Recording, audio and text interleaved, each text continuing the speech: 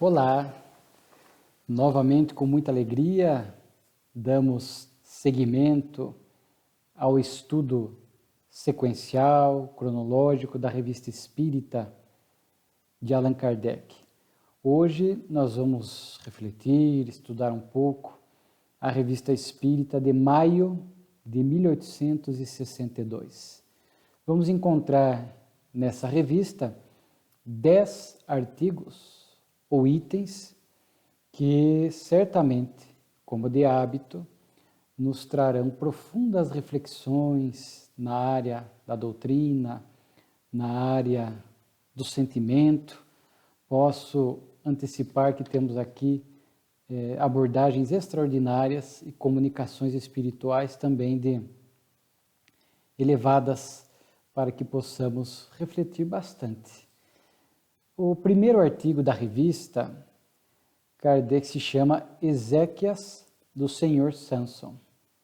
O Senhor Samson era um membro da Sociedade Parisiense de Estudos Espíritas em Paris, a primeira casa espírita do mundo, inaugurada em abril de 1858. O Senhor Samson, Kardec noticia a sua desencarnação no mês anterior, dia 21 de abril de 1862, e escreve que ele havia passado por um ano de muitos sofrimentos cruéis, físicos, e já percebendo que se aproximava a sua desencarnação, ele escreve uma carta a Kardec em agosto de 60, que já sofria essa doença, essas dificuldades físicas, e ele faz um pedido diferente a Kardec, né? Ele pede a Kardec e autorizava para fins de instrução doutrinária, para colaborar para a instrução doutrinária, ele pede que logo após a sua morte fosse evocado por Allan Kardec, para que isso pudesse trazer lições, aprendizados. Como estamos vendo na revista, Kardec apreciava, dentro do ponto de vista do aprendizado, do intelecto, evocar espíritos logo após a desencarnação para identificar como foi esta passagem, o desligamento do corpo, a primeira impressão, o despertar, a sua situação moral no mundo espiritual. Então, até acho interessante a expressão que o Sr. Samson usa, que de que estava autorizada esta autópsia espiritual. Existe a autópsia física, quando a ciência humana vai lá fazer toda aquela análise do cadáver, do corpo físico, para identificar a causa-mortes, os danos existentes no corpo físico, etc.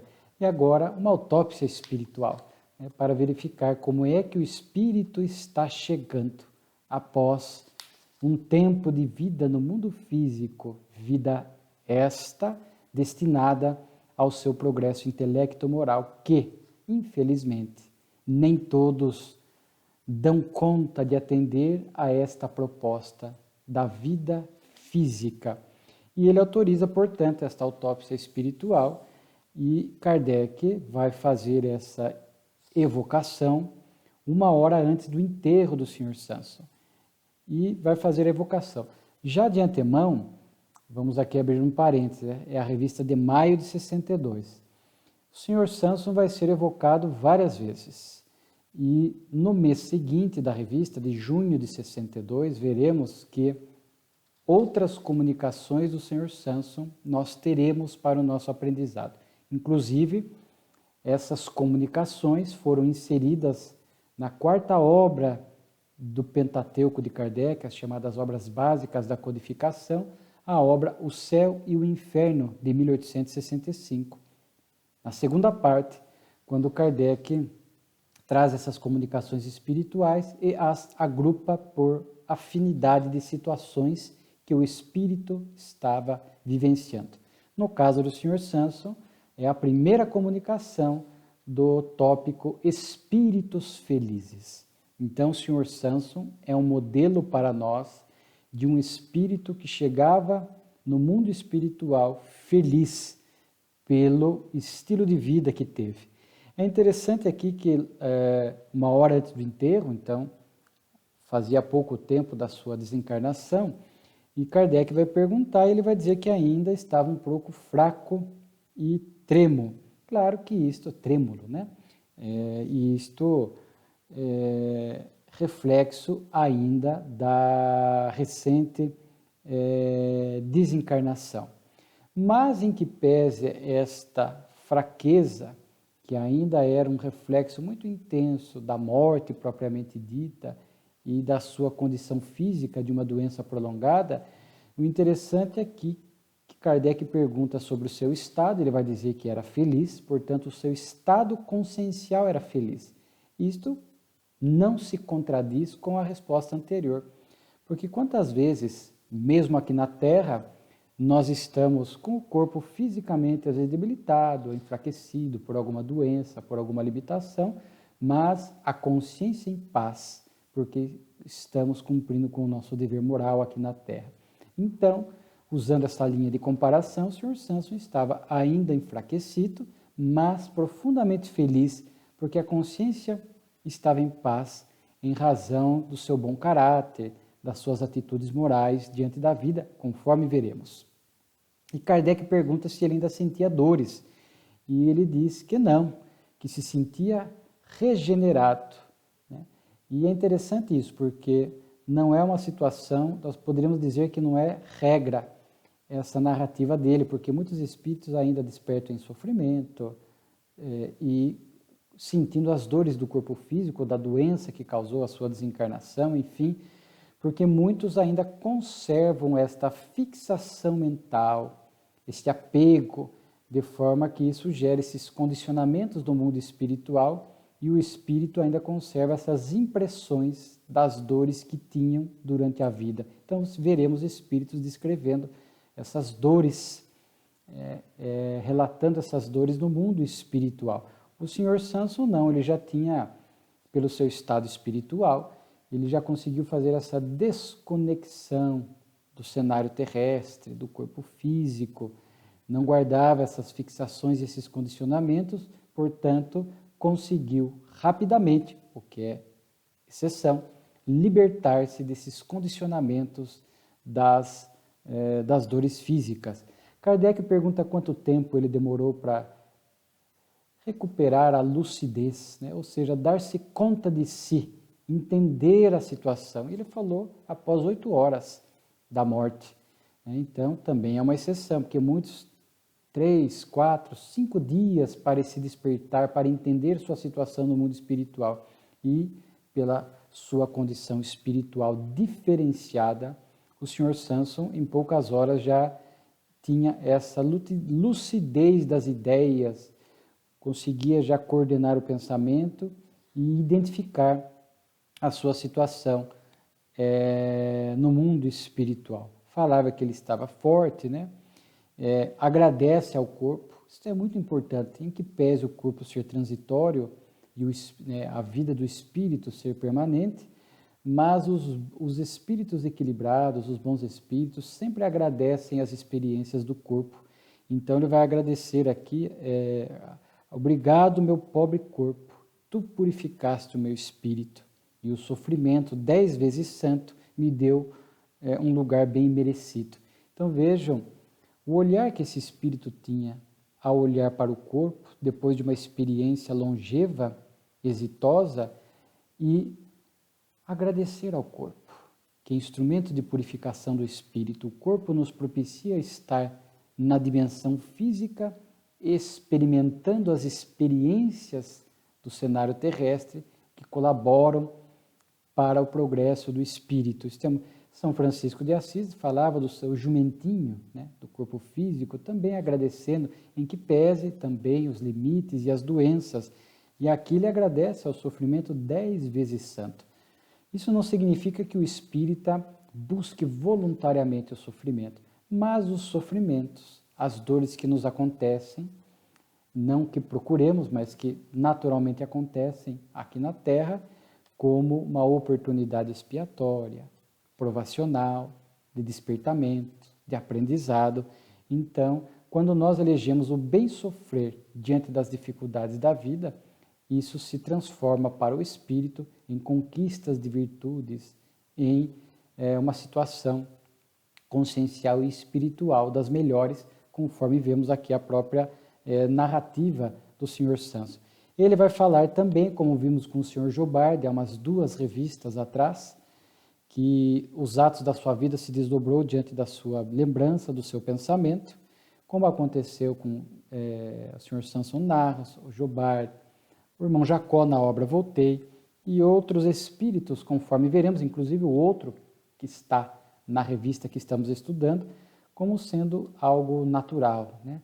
A lembrança que passa pela consciência do espírito, dos atos da sua vida, até para que ele já faça uma análise daquilo que foi produtivo, daquilo que foi improdutivo, e já a sua consciência já o possa situar nas regiões de lei de merecimento no mundo espiritual. E alguns defendem, repito, já vi um médico da Associação Médica Espírita dizer que também é como uma espécie de upload, né? Está jogando em definitivo as lembranças conservadas no cérebro físico para que fiquem em definitivo na memória espiritual. Uma tese defendida, né? Então ele fala daquele primeiro momento, né? A visão vai se extinguindo, a gente encontra o vazio, o desconhecido, e depois vai percebendo a vida que segue, onde tudo é alegria e grandeza.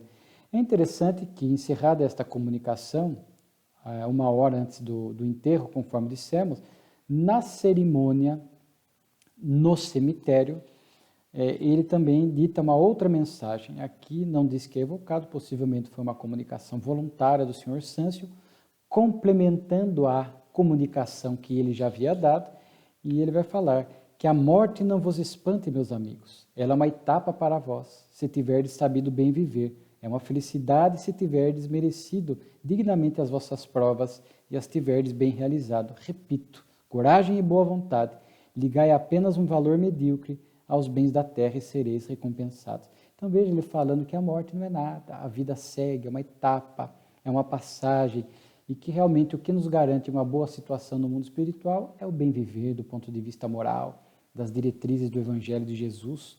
É por isso que não há privilégio, é lei de merecimento, lei de causa e efeito, e fala a grande mensagem do desapego. Muitos espíritos trazem esta mensagem, porque a matéria ainda exerce um fascínio e um peso muito grande sobre nós. Quantos não se perdem aqui na Terra por conta desse apego? O consumismo, o ter, o poder, o destaque, os prazeres ligados a essas questões dos bens da Terra, e acabam perdendo a reencarnação ou muitas reencarnações seguidas por conta disso. Então a grande mensagem deles é o desapego, né? Um valor medíocre aqui, é claro que a gente precisa da matéria, mas é viver no mundo sem ser do mundo, escravo da matéria, né? Entendendo que somos seres espirituais transitoriamente no corpo físico, de forma que este apego doentio não se sustenta e só gera sofrimento para nós.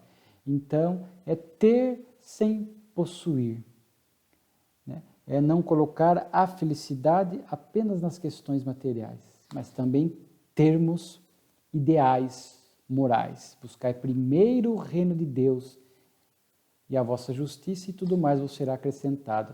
Orientação do Cristo. Então, buscar primeiro o espiritual. O espiritual tem prioridade em nossas vidas, né?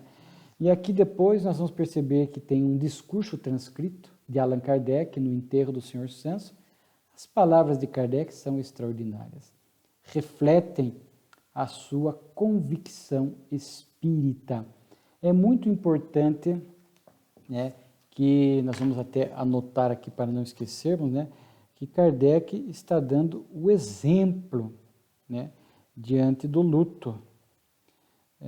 Porque o espírita não pode apenas, para o luto alheio, preconizar esperança, confiança, reencontro, e quando ele próprio experimenta o luto, entrar em desequilíbrio, em perturbação, fazendo a depressão crônica.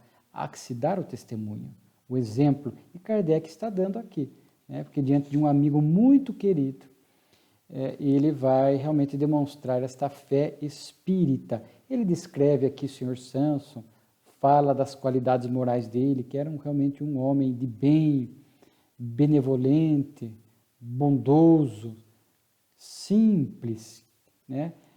De uma inteligência realmente acima da média, né? Então, diz assim, era um desses homens que jamais se aborrecem, porque sempre estão pensando em algo de sério, seu bom humor jamais se alterava. Então, a gente fica aqui meio que imaginando o Sr. Samson, né? Realmente uma pessoa de notáveis qualidades morais, é um espírito realmente evoluído, né? E aqui Kardec ainda diz, era daquele que sempre estava contente com o que tem, sem se atormentar nunca pelo que não tem. Quantos que são infelizes, porque sempre querem mais, e nunca se contentam ou analisam o que têm, né? Então é bem interessante essa postura do Sr. Samson, né? E teve este bem sofrer, que o ajudou a suportar a doença, né? E aí Kardec fala da fé espírita, né? Que ajuda a enfrentar a perda e os sofrimentos. E Kardec fala que a fé espírita não é uma vaga esperança, é a plena convicção do reencontro, de que a alma sobrevive e que os nossos amigos, os nossos familiares que já regressaram ao mundo espiritual pela morte, iremos reencontrá-lo. Temos esta plena convicção. E o Sr. Samson tinha esta fé inabalável no mundo espiritual, né? Então a gente percebe que o Sr. Samson construiu o merecimento para realmente adquirir uma lucidez rápida no mundo espiritual, estar com a consciência em paz, feliz, sem as dores, né? Repito mais uma vez, né? Trazendo Jesus, Mateus 16, 27, a cada um será dado segundo as suas ações, as suas obras, né? Então este estado de equilíbrio que se segue no além, narrado por Sr. Samson, era decorrente das suas atitudes morais diante da vida. E Allan Kardec, eu achei interessante a forma como ele se despede aqui do Sr. Samson, externando esta convicção, esta fé espírita, né? Demonstrando até uma leveza diante do luto, né? Não que a gente saudade teremos, tristeza, mas tudo equilibrados, dentro de um padrão de equilíbrio. Podemos chorar, podemos conservar a saudade, né? Isso é profundamente natural, mas a certeza do reencontro elimina a tristeza de revolta, o choro de revolta, a depressão crônica, né? E Kardec diz assim, até à vista, pois, caro Sr. Samson. Então, até à vista, ou seja, até daqui a pouco. Logo estaremos juntos, né? Esta a sensação que tem que ficar quando um ente querido está partindo. Logo estaremos juntos, né? Porque a morte atinge a todos, a vida na terra é transitória, a verdadeira pátria é o mundo espiritual. Então, vejamos aqui a lucidez e a coerência de Kardec, né? O exemplo realmente dizendo, logo estaremos juntos, meu amigo. Muito interessante este item. Depois temos o item palestras familiares de além túmulo. Temos aqui duas comunicações que compõem essa seção da revista. A primeira delas é do capitão Nivrak. E aqui ele foi evocado a pedido de um amigo, que também era capitão, o capitão Blue, que era membro da sociedade parisiense, e ele narra que, em vida, tentou muitas vezes converter o amigo à ideia espírita, até porque ele era um homem muito inteligente, o capitão Nivrak, e ele havia ofertado muitas obras, né, com a ideia espírita e tal, mas uma que lhe tocou o coração dias antes da desencarnação, aqui dia 1º de fevereiro, 10 dias antes da morte, o capitão Nivrak, o amigo aqui, o capitão Blue, lhe deu de presente aquela brochura de Kardec, o Espiritismo na sua expressão mais simples. E ele disse que depois que o amigo leu isso, ele foi tocado pela obra. Veja que interessante, às vezes tem essa particularidade. Às vezes uma determinada obra específica, às vezes até mais resumida, mais simples, porque essa brochura ela é mais sintética, tocou o coração, tocou o intelecto do capitão Nivrak. E aí ele começou a ler Livro dos Espíritos, Livro dos Médiuns, algumas revistas espíritas, né? E se tornou, em pouco tempo, um grande propagandista do espiritismo, né? conversaram muito sobre isso nesses últimos dias, né? E de repente, sem causa aparente, ele desencarna. Então o capitão Blue pede a sua evocação, e aí o espírito vai dizer, né? Sou muito feliz por ter conhecido o espiritismo antes de morrer, né? Então a gente percebe que essa conquista no final da vida faz diferença para o espírito. Claro que não o conhecimento espírita por si só, porque a moral predomina, conforme diz o livro dos Espíritos. E ele vai dizer que, em que pese ter conhecido a doutrina bem no final da vida, ele próprio reconhece que tinha uma natureza boa. E isso ajudou a essa chegada no mundo espiritual, mas que lhe fez muito bem conhecer a doutrina, entender o mundo que lhe aguardava, entender a situação que estava vivenciando. Então isso nos faz refletir um motivo a mais para sermos a favor da vida e contra a eutanásia, né? A antecipação da morte por conta de determinadas doenças insolúveis, etc. Porque toda conquista do espírito, mesmo nesses minutos, dias, finais, segundos aqui da vida, é válido. E mesmo às vezes com o corpo inconsciente limitado, o espírito está em plena atividade, né? Então a gente percebe, a gente passa a valorizar muito a vida, todos os instantes. As pessoas com quem encontramos os diálogos são produtivos. Então vejamos aqui que no final da vida o fato de conhecer a doutrina fez para ele uma grande diferença. Então vejamos que o Espiritismo praticamente ressignificou a chamada terceira idade, que hoje está mais longeva, com qualidade de vida. Mas veja, mesmo aqueles que vão envelhecendo, chegando aos 80, 90 anos, e antigamente se pensava, né, não, a vida já acabou, já foi metade da vida, agora não tem muito a realizar. À luz da doutrina espírita, tudo que o espírito conquista, aprende e realiza, até o último segundo da vida na Terra, é produtivo e útil. Um livro, uma ideia, uma reconciliação com um ente querido, com um amigo, tudo isso tem um impacto muito positivo para a vida do espírito. Então, para nós, cada dia na Terra é uma abençoada oportunidade de aprendizado, de crescimento, de fazer o bem, de servir, né? Então, para este capitão Nivrak, o conhecimento do Espiritismo nos últimos dias de vida na Terra fez para ele uma grande diferença, e isto já traz uma grande diferença na sua chegada, no seu despertar no mundo espiritual. E ele vai dizer que ficou uma morte meio sem explicação, ele próprio vai dizer que morri de um derrame cerebral. O tempo estava marcado e eu devia partir. Então, olha como o conhecimento espírita já estava até impactando nas respostas, né? Porque agora ele entendia que havia um planejamento reencarnatório e que o tempo estava marcado, ou seja, chegou o período. Repito, não há dia e hora certa para desencarnar, mas há um período, a pessoa vem para viver mais ou menos 40 anos, desencarnar em torno dos 40, 42, 44 anos, né? E às vezes o gênero da morte faz parte do planejamento, né? O tipo de desencarnação, alguns às vezes desencarnação mais violenta, aqui no caso dele foi um derrame cerebral porque o tempo dele chegou, né? E é sabido que dentro do planejamento nós temos livre-arbítrio, podemos antecipar a desencarnação pelos vícios, pelas escolhas equivocadas, pelo suicídio direto ou indireto, como podemos prolongar as moratórias pelas atitudes no campo do bem, vamos ganhando merecimento até para ficar mais tempo aqui na Terra. Mas esta comunicação é interessante, né?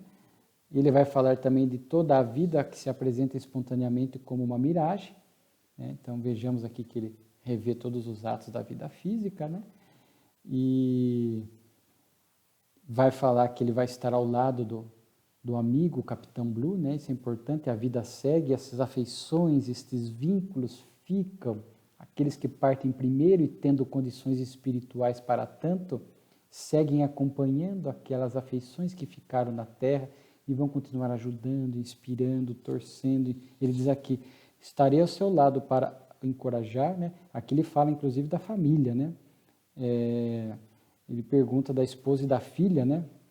E ele fala, diga a ela que eu estarei ao lado dela para encorajar, abençoar e amar. E, inclusive, deixa uma mensagem para os amigos do regimento, para os soldados, né? Dizendo que o conhecimento espírita ajude a eles a cumprir melhor o dever, tornar-se mais sério, menos sujeito a zombar da tranquilidade das famílias, habitua-se à ordem no seu interior e comer e beber deixam de ser os principais móveis de sua vida. Eu achei interessante esta recomendação do Espírito para os amigos soldados, né? Então, para que eles vivam com mais fidelidade, com mais equilíbrio, né? Eu achei interessante que o comer e o beber deixem de ter valor. Claro que ele está falando do exagero, né? Mas para quantas pessoas ainda hoje a felicidade da pessoa é comer? Os instintos primários, a alimentação, o instinto de sobrevivência e o beber, sobretudo o vício do álcool, né? Socialmente aceito, infelizmente. Para quantos a pessoa trabalha a semana inteira almejando o final de semana para não fazer nada, para poder comer e beber de forma abundante. Isso para ela é o momento ápice da existência. Então são vidas, do ponto de vista espiritual, empobrecidas, como está falando aqui o capitão Nivrak, porque a vida vai muito além de atender aos instintos primários, né? Aliás, o Espiritismo nos convida a nos libertar dos vícios, do álcool, do tabaco, o comer de forma sem exageros, né? E que a nossa vida possa ser pautada pelas atitudes morais e espirituais, né? E aqui, logo depois, Kardec comenta que vem uma comunicação nesse sentido, né? A influência do Espiritismo sobre o soldado. O soldado que se torna espírita é mais fácil de comandar, mais submisso, mais disciplinado, porque a submissão lhe será um dever sancionado pela razão. Dá-se o mesmo com os subordinados, seja de que classe forem, operários, empregados e outros, desempenharão mais conscienciosamente as suas tarefas. Quando os que são chamados ao exercício da autoridade, seja qual for o título, compreenderem o que lucrarão por terem subordinados imbuídos de ideias espíritas, né? Então, aqui nós poderíamos dizer a influência espírita nas relações de trabalho. Aquele que tem a visão da doutrina, entende o que é a vida e vai se esforçar para praticar os deveres morais, se ele for o chefe, ele vai ser um bom chefe.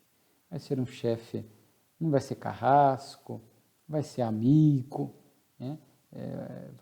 Vai entender as lutas do outro, não vai fazer exigências descabidas, né? E quem é empregado vai cumprir fielmente as suas obrigações, não vai fingir que trabalha, não vai tentar enganar, né? Então, na relação de trabalho, o conhecimento da doutrina ou a vivência do Evangelho já nos deveria impor esse tipo de vivência mais equilibrado, né? Então, importante. A outra aqui, uma paixão de além-túmulo, é interessante que é um suicídio incomum de uma criança, né, um jovem de 12 anos, por amor, né?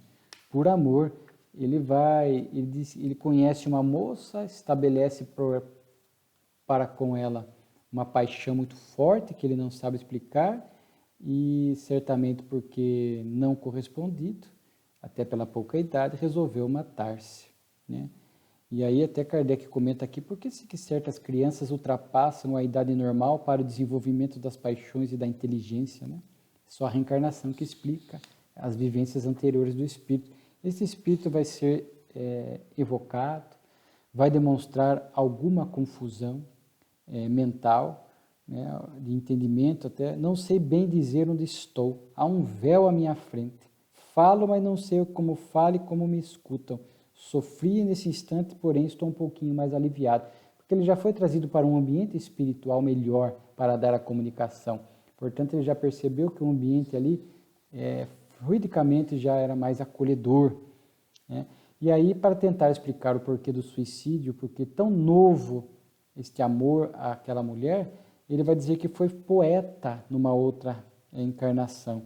Então, ele tinha uma espécie de intuição de minha vida passada. Criava sonhos e quimeras. Enfim, eu amava. Sabe que o poeta tem essa capacidade de abstração, uma imaginação bastante fértil na expressão artística que ele abraça, né? Então, era um espírito que, num corpo de 12 anos, mas trazia uma maturidade nessa área, porque por ter sido poeta, né? E então ele trazia essas questões mais desenvolvidas, né, do que uma criança de 12 anos, já trazia uma abstração e uma imaginação fértil, o que o fez, ao encontrar, diz ele, uma mulher também do seu passado espiritual, ele sentiu um amor que ele não sabia explicar, que não foi correspondido, e aí ele resolveu, portanto, dentro dessa frustração que feriu a sua sensibilidade de poeta, de outra vida, ele acaba concebendo o suicídio, que é um erro. Matar-se sempre é um erro. Kardec pergunta, mas como você se viu no mundo dos espíritos? Eu planava em volta do meu corpo, chorava, né?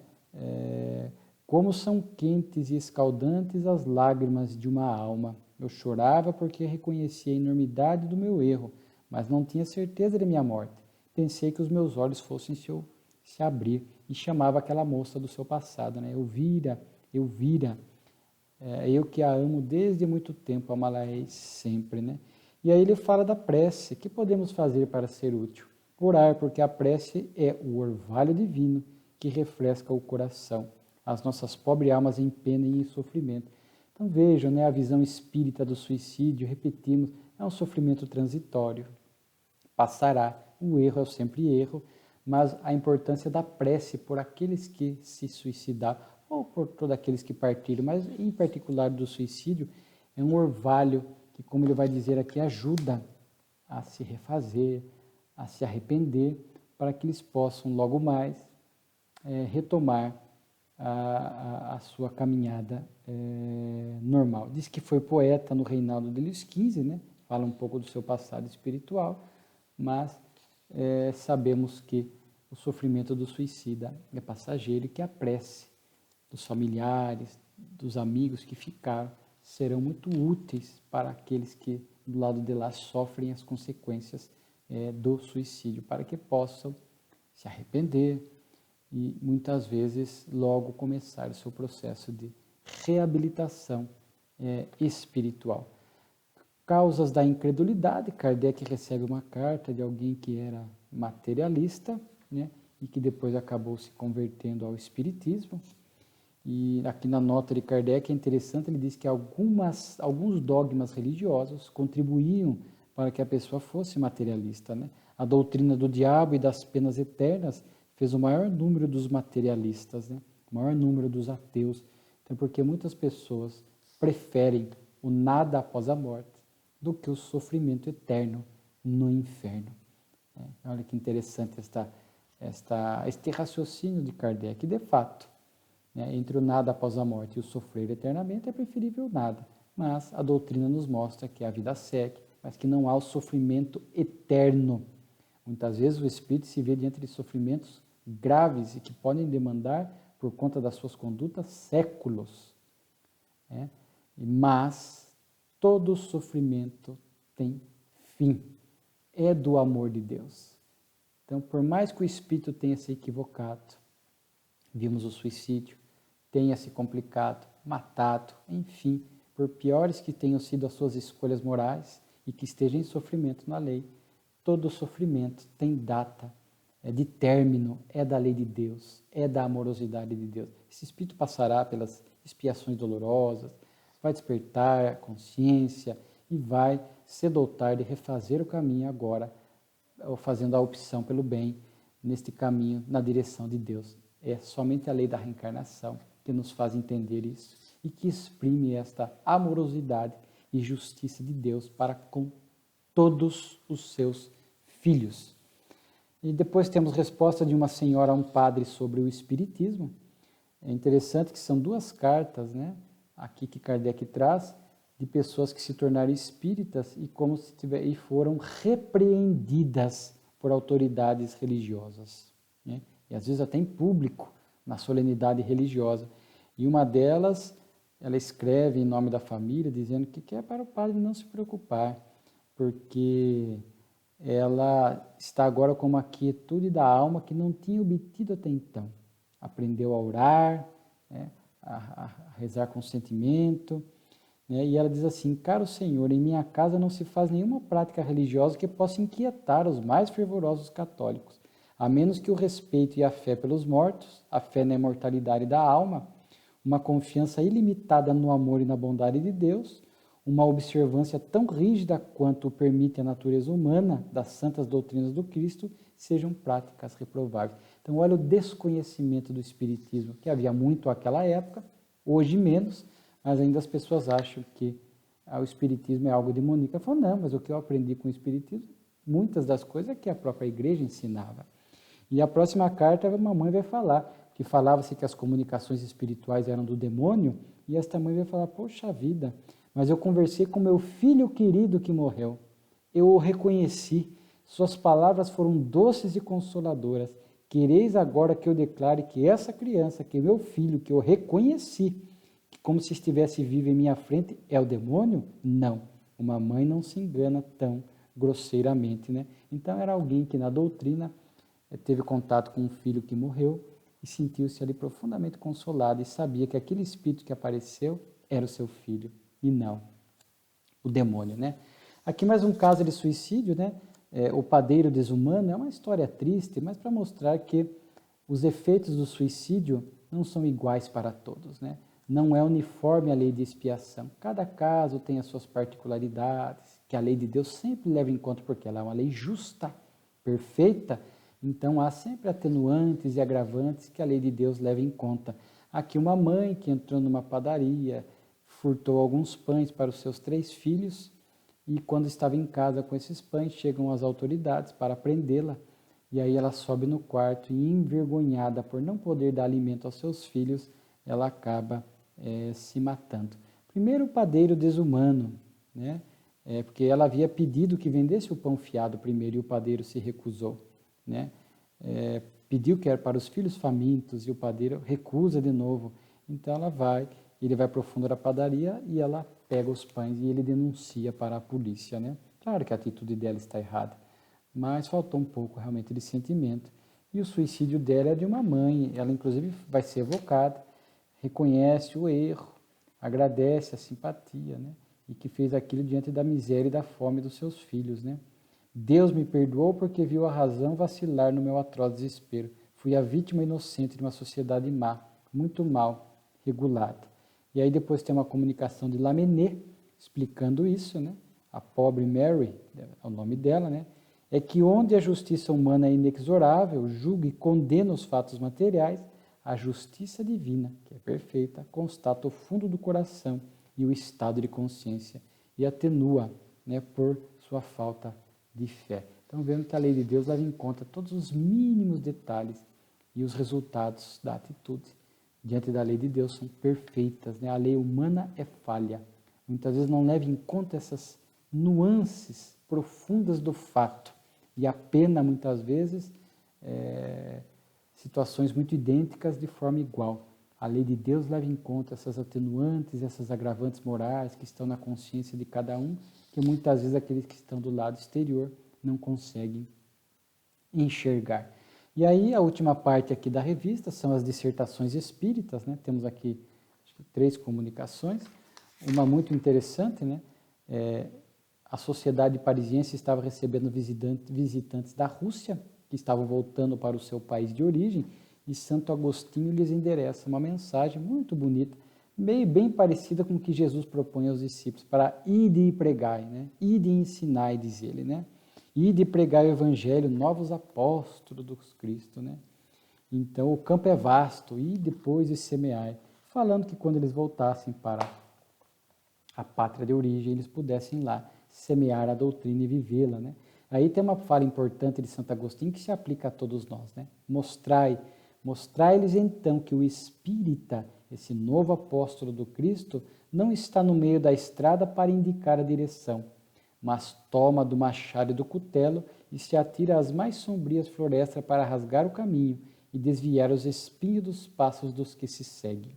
Sim, os novos discípulos do Cristo devem ser rigorosos, marchar com passo firme e de mãos ativas. Então não adianta o espírita simplesmente ser um corretor da caridade, ficar encaminhando as pessoas para lá e para cá, para aquela pessoa. Há momento que a gente tem mãos ativas, operosas no bem, agir, fazer a diferença concreta na vida das pessoas. Então, como diz aqui, não adianta estar no meio da estrada apontando caminhos. O espírita tem que pôr a mão, na massa, como nós dizemos, é praticar efetivamente a caridade, ajudar as pessoas, fazer a diferença na vida dos outros. Como é importante isso, né? Fazer a diferença na vida dos outros, que a gente possa ser alguém que marcou a vida de alguém, que foi importante na vida de alguém, que consolou, que esclareceu, que abraçou, que ouviu, que praticou a caridade moral ou a material e que fez uma diferença, que pôs o sentimento, mãos ativas, passos firmes, não só alguém que fala, teoriza. Jesus, que é nosso modelo e guia, teorizou e viveu em plenitude. Por isso o espírita é convidado a ser esse novo apóstolo do Cristo, né?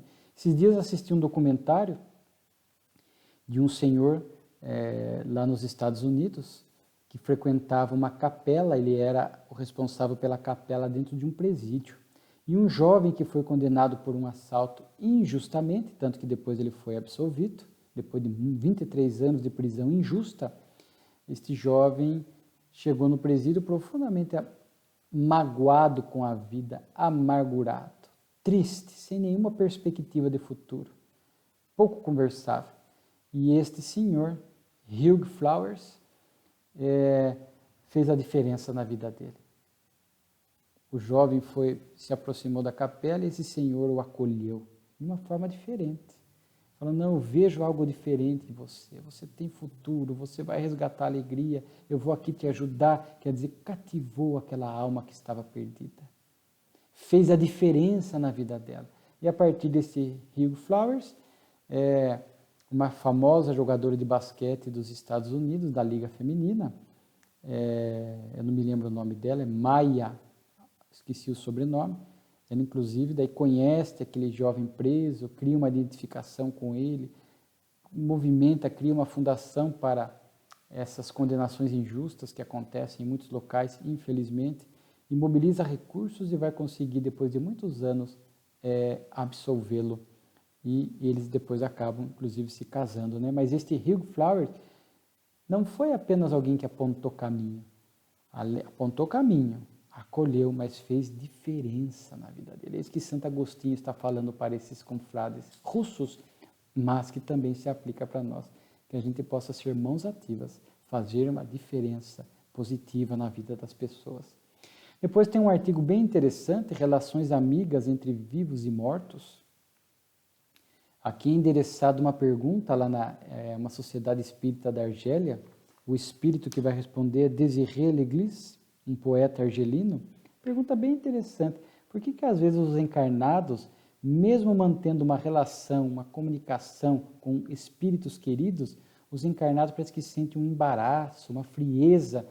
É uma relação diferente se aqueles espíritos estivessem vivos ou enquanto estavam vivos aqui na Terra, né? E aí o espírito vai fazer dois apontamentos que eu achei bem curioso. Ele diz assim, primeiro, como vês, meu amigo, é que as paixões, as afeições vivas não são possíveis em toda a sua extensão, senão entre as criaturas da mesma natureza, entre encarnados e encarnados, entre espíritos e espíritos. Com isto não quero dizer que toda afeição deva apagar-se com a morte. Quero dizer que ela muda de natureza e toma um outro caráter. E ele diz que muitas vezes essas ligações são pautadas por amores materiais.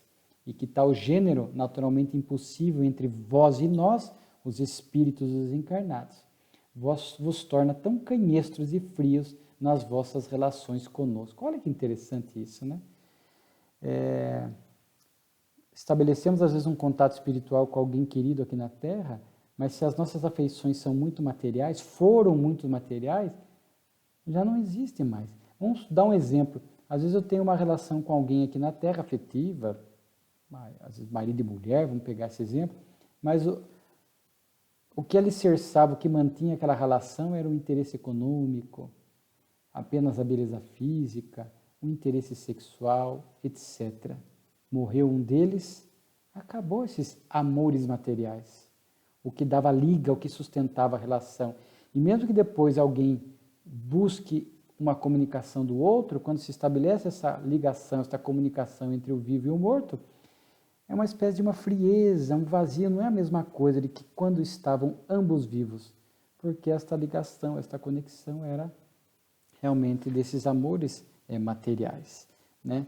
Então, mas isso não significa, como diz o Espírito, que apaga a afeição, né? Mas é interessante, quando é alicerçado nesses amores materiais, depois há esses contatos espirituais, parece que fica uma coisa vazia, capenga, que falta, porque aqui na Terra a relação era sustentada por esses interesses passageiros, paixão, apego, né? É interessante, né? E o Espírito vai dizer outra coisa, todavia, né? Outro motivo digamos assim, desse embaraço dos encarnados, é que muitas vezes nós, os encarnados, achamos que os espíritos, porque eles sabem dos nossos defeitos e das nossas fraquezas, faz com que fiquemos envergonhados diante deles. Olha só que interessante, é um pouco da consciência de culpa. Esse espírito está vendo o que eu penso, o que eu faço, os meus segredos, os meus equívocos escondidos. Então a gente fica meio que um pouco embaraçado diante deles. E aí o Espírito vai falar como é que eles nos enxergam, né? Que não é dessa forma. Se for um espírito inferior, é claro que ele vai explorar esta consciência de culpa, explorar estas fraquezas para dificultar ainda mais a nossa caminhada na Terra, os processos obsessivos. Mas já que estamos falando de como os benfeitores nos enxergam, nos veem diante das nossas fraquezas e das nossas falhas morais, vejam que é um olhar diferente, que não há razão para este embaraço, porque os espíritos, os benfeitores, os nossos anjos da guarda, por exemplo, não estão ali nos julgando. O Espírito diz aqui, eles nos enxergam como uma mãe enxerga um filho, eles veem as nossas fraquezas, mas nos amam e tentam nos melhorar. Olha só, esta é a forma como ele nos enxerga, diferente dos espíritos inferiores. Eles entendem as nossas fraquezas, entendem que a Terra é um planeta atrasado, até porque eles estavam na Terra e também traziam as suas lutas, os seus desafios. Então não há razão de ser que diante dos benfeitores a gente tem que se envergonhar. É como as pessoas que estavam diante de Jesus. Maria Madalena, envergonhada, ex-prostituta. Maria, eu não estou preocupado com o que você fez, mas o que você pode vir fazer a partir de agora. Então, Jesus não julgava, não violava a consciência, não criava constrangimento. Os benfeitores não nos constrangem, sabe das lutas, dos desafios, das dificuldades, das virtudes, né? Mas não nos constrangem, nos amam, estão ali como nós, como uma mãe enxerga um filho. Nós estamos aqui torcendo por vocês, vibrando, inspirando melhoria, correção, um caminhar correto. Interessante, né? Esta forma como os benfeitores nos enxergam. E aí ele finaliza assim, mas vós, nós, os encarnados, não nos fazeis justiça, temendo-nos mais do que nos amando. Então, puxãozinho de orelha. Então, vocês mais nos temem do que nos amam. Nós, os bons espíritos, amamos vocês, mas vocês não nos amam muitas vezes, porque vocês ficam com essa perspectiva equivocada e nos temem o olhar, o julgamento. E nós não estamos aqui julgando, nós estamos aqui amando, entendendo os limites que vocês trazem, mas inspirando para que vocês possam acertar. Eu achei tão bonita essa comunicação, né? Então, que a gente não possa mais temer estes amigos espirituais queridos quando eles estão conosco, né? Que a gente possa realmente amá-los e receber as inspirações deles, para que possamos melhorar, né? Temos aqui uma comunicação, As Duas Lágrimas, de Cáritas, muito bonita a mensagem, ela é um pouco longa, mas eu recomendo a leitura. Assim, em síntese, aqui a simbologia dessa lição diz que havia um espírito muito bruto, realmente muito atrasado aqui na Terra, que havia cometido barbaridades e que não se sensibilizava com nada, não se arrependia, era uma alma rebelde, destinada à morte, pelos crimes cometidos. Mas eis que um espírito se sensibiliza com a situação dele profundamente, um espírito com uma ternura, com um amor profundo, né? E acaba se aproximando desse espírito duro, atrasado, né? E uma lágrima desse espírito superior cai, porque ele, de fato, se sensibiliza com a situação daquele espírito, porque não está julgando. Está como uma mãe acolhendo um filho, torcendo para que ele melhore.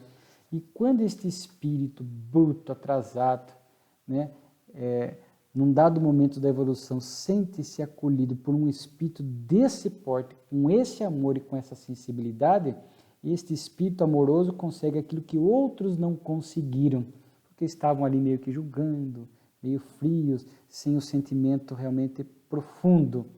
Esta alma que se aproxima dele, que escorre uma lágrima realmente de caridade e de amor, faz com que aquele espírito duro também, uma lágrima grossa, como diz aqui, causticante como chumbo fundido, cai dos seus olhos. Então, aqui fala o anjo da caridade que se aproximou dele, movido por esse amor, faz com que aquele espírito duro derrame a primeira lágrima, né? E é uma lágrima do quê? De arrependimento, né? Então, nessa simbologia deste anjo da caridade que derrama a primeira lágrima, que está lá conversando com Deus, né, com o Senhor, esse Senhor vai dizer para ele, né?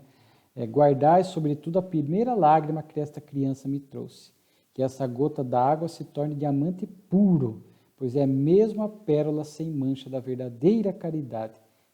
Contai este exemplo aos povos e dizei, solidários uns com os outros, vede, uma lágrima de amor da humanidade, ou seja, daquele espírito que com amor envolveu aquela alma atrasada, e uma lágrima de remorso obtido pela prece. Essas duas lágrimas serão as pedras mais preciosas do vasto escrínio da caridade. Tão bonita essa simbologia de Caritas, né? As duas lágrimas. A lágrima do verdadeiro arrependimento, quando a gente está em erro, cai em si, percebe, chora, fala, meu Deus, quanta coisa errada eu fiz, ou estava fazendo, por que eu fiz desse jeito? Mas não é a culpa improdutiva, é a produtiva, arrependeu, puxa, ele chora, aquele choro silencioso, e desperta, não vou fazer mais assim, vou refazer o meu caminho, é uma lágrima importante. E a lágrima daqueles que envolvem aqueles que estão em erro, por mais grave que seja, mas daqueles que se aproximam e movidos por amor, se sensibilizam com a fraqueza e com os erros do outro, e não julgam, se aproximam sensíveis, ternos, amorosos, e deles também escorre uma lágrima de amor, lágrima de caridade, lágrima de quem quer ajudar, de quem quer estender a mão. Então, são dois tipos de lágrimas diferentes e muito significativas dentro do processo, dos respectivos processos evolutivos, né? Muito bonita essa mensagem. E, por fim, os dois Voltaires, falando a grande personalidade, Voltaire, né? Lembrem que em agosto e setembro de 59, Voltaire dá uma comunicação, fala do seu sofrimento no mundo espiritual, do seu orgulho, que ele não negou a Deus, mas desmerecia a glória, o poder e a grandeza de Deus, né? Então, ele sofre muito no mundo espiritual, descreve naquelas duas revistas o seu sofrimento, desperta, chega a dizer o que eu não teria feito se conhecesse o Espiritismo, só que agora ele conheceu. E aí os dois Voltaire é justamente para comparar aquele primeiro Voltaire, ainda orgulhoso, na terra, sofreu no além, e agora, 3 anos após, vem Voltaire novamente dar uma comunicação, falando o Voltaire de hoje não é mais aquele do século XVIII, sou mais cristão, porque é que venho fazer-vos esquecer a minha glória, ou seja, combater o orgulho, e vos lembrar que o que eu fui na juventude e o que eu amava na minha infância, né? Então, são os dois momentos da vida desse espírito, né? Para demonstrar para nós que, de fato, há progresso no mundo espiritual, né? Não se progride apenas na Terra. Então, Voltaire chegou de um jeito no mundo espiritual e anos depois, ao travar contato com a doutrina no além, modifica-se, combate o orgulho, começa a perceber agora a grandeza de Deus e já está num outro estado espiritual. É importante nós termos essa noção, este progresso que se dá na erraticidade. Isso é muito importante. E aí, em seguimento a esta mensagem de Voltaire, uma comunicação de Santo Agostinho, né, que vai falar inclusive dessa mudança de Voltaire, e vai dizer: o amor e a caridade são as duas virtudes supremas que unem, como diz Voltaire, a criatura ao Criador. É o que nos conecta a Deus. O amor e a caridade devem ser as metas essenciais em nossa vida aqui na Terra. Beleza de revista, hein? Como sempre. Muito obrigado, desejando a todos vocês muita paz.